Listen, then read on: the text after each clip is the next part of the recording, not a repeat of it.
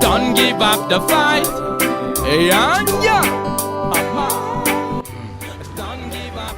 Nga soa musique hall Madagascar mba manomboka eto zany mba au moins mahay le olo hoe miala siny amin'ny teny vahiny fa mba hoe ils vont pouvoir s'informer quoi. Ben déjà comme j'ai dit là, rien que le fait d'être au courant de ce qui se passe c'est déjà pas mal parce que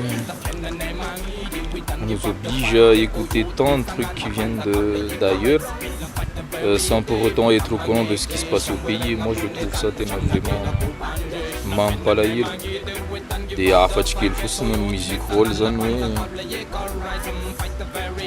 tonga soa agnatin'ny monde musical à Madagascar. Rien que le fait de vibrer avec la musique quoi, il y a de quoi ici au pays.